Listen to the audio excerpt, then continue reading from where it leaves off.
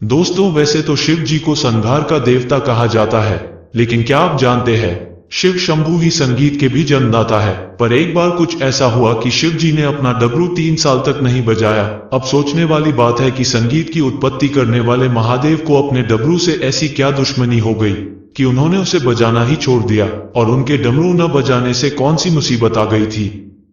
दरअसल एक बार भगवान इंद्र पृथ्वीवासियों से इतना क्रोधित हो गए कि उन्होंने गुस्से में आकर ये तय किया कि अब वो धरती पर 12 साल तक बारिश नहीं करेंगे। सभी ने उनसे बार बार पूछा, इंद्रदेव, क्या सचमुच आप 12 साल तक धरती पर बारिश नहीं करेंगे?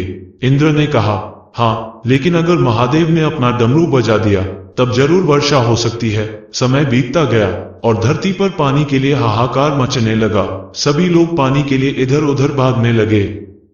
पानी के लिए लोगों को तरसता देखकर सभी देवी देवता इंद्र के पास उन्हें मनाने पहुंचे। सभी ने उनसे कहा, इंद्रदेव, जल के बिना जीवन संभव नहीं है।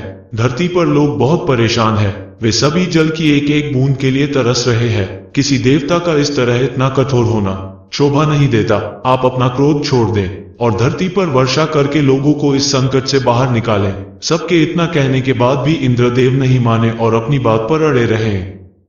इसके बाद सभी देवता महादेव की शरण में पहुंचे। उन्होंने शिव जी को सारी बात बताई और उनसे कहा, प्रभु, अगर आप अपना डमरू बजा दें, जो इंद्रदेव भी कुछ नहीं कर पाएंगे, तब तो धरती पर बारिश जरूर होगी। लेकिन देवता इस बात से अनजान थे कि इंद्र ने पहले से ही महादेव को अपनी तरफ कर रखा था। उन्होंने भगवान शिव से ये पहले कह दिया था कि प्रभु, आप अपना डमरू 12 साल तक नहीं बजाएंगे। देवताओं की बात सुनकर भगवान शिव ने उनसे कहा, देवतागण, इंद्र ने पहले से ही मुझसे सहयोग मांग रखा है। ऐसे में मैं भी कुछ नहीं कर सकता। उधर दूसरी ओर धरती पर सभी मनुष्य जानवर पानी के लिए परेशान थे। धीरे धीरे समय बीतता गया और ऐसे ही 3 साल हो गए, लेकिन इंद्र ने पानी नहीं बरसाया। धरती पर सभी की परेशानियां बढ़ती जा रही थी। माता पार्वती को भी इस बात की चिंता सताने लगी। तभी एक दिन भगवान शिव और माता पार्वती धरती पर भ्रमण के लिए निकले। उन्होंने देखा सभी जगह सन्नाटा पसरा हुआ है। सभी लोग अपने काम काज छोड़कर वर्षा के इंतजार में बैठे हैं। तभी उनकी नजर एक किसान पर पड़ी। वो किसान हल और बैल लिए अपना खेत जोत रहा था। ये देखकर मां पार्वती और भगवान शिव दोनों हैरान हो गए। दोनों ने अपना भेष बदला और उस किसान के पास पहुंच गए।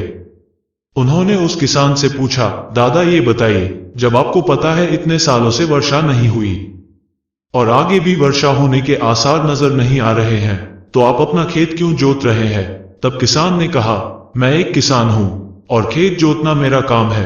अगर मैं पानी के सहारे बैठकर अपना काम करना छोड़ दूंगा तो हो सकता है कि मैं अपना काम करना भूल जाऊं। खेत कैसे जोते जाते हैं, हल कैसे चलाते हैं, ये सब मैं भूल जाऊंगा। मेरा काम मुझे याद बना रहे, इसलिए मैं इसका अभ्यास रोज करता रहता हूँ। किसान की ये बातें सुनकर दोनों दंग रह गए और वहां से वापस आ गए। तभी मां पार्वती को एक तरकीब सूझी और उन्होंने महादेव से कहा, स्वामी, आप भी तो 12 वर्षों तक डमरू नहीं बजाएंगे।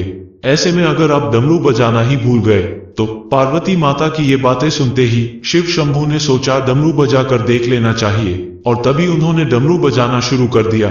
डमरू बजाते ही सारी धरती पर झरझर करके बहुत तेज बारिश होने लगी। सभी ने भगवान भोलेनाथ को धन्यवाद कहा।